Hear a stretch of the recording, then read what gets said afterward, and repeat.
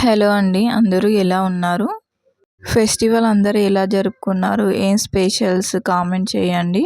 మా ఇంట్లో అయితే festival special mutton biryani and chicken fry. మా ఇంట్లో ప్రిపరేషన్ ఎలా జరిగింది ఏంటి అనేది చూడండి.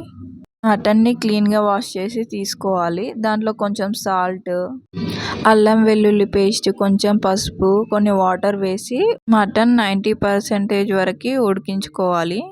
నెక్స్ట్ రైస్ని కూడా 80% వరకు ఉడికించుకోవాలి.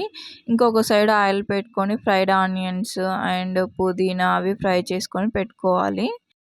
ఈ ప్రాసెస్ అంతా కంప్లీట్ అయిపోయేలోపు మనము మసాలా ప్రిపేర్ చేసుకోవాలి. దానికోసం ఒక గిన్నె తీసుకొని ఒక పెద్ద పెరుగు ప్యాకెట్ తీసుకొని అందులో కట్ చేసుకొని వేసుకోవాలి. ఆ పెరుగంతా మంచిగా కలుపుకొని దాంట్లో కొంచెం పసుపు, మేమైతే 3 పావు కిలోలు మటన్ తీసుకున్నామండి. దానికి సరిపడా కారం అంటే పావు కేజీకి 1 స్పూన్ చొప్పున వేసుకోవాలి కారం.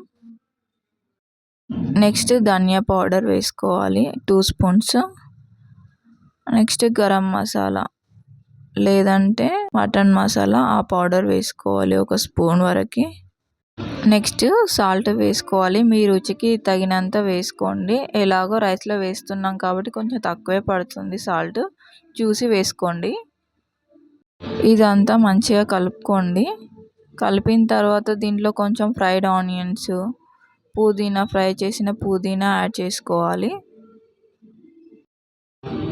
దీంట్లో కొంచెం ఆయిల్ వేసుకొని అల్లం వెల్లుల్లి పేస్ట్ యాడ్ చేసుకొని కలుపుకోవాలి. దీంట్లో ఉడికించుకొని పెట్టుకున్న మటన్ యాడ్ చేసుకొని కలుపుకోవాలి.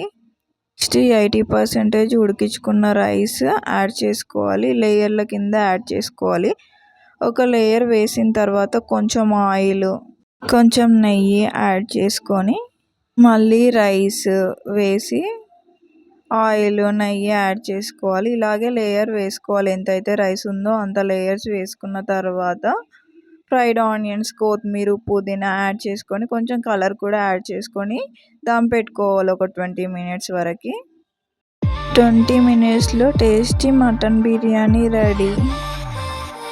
మీరు కూడా ఈ ప్రాసెస్లో ఒకసారి ట్రై చేయండి. ఎలా వచ్చిందో కామెంట్ చేయండి. Thank you for watching.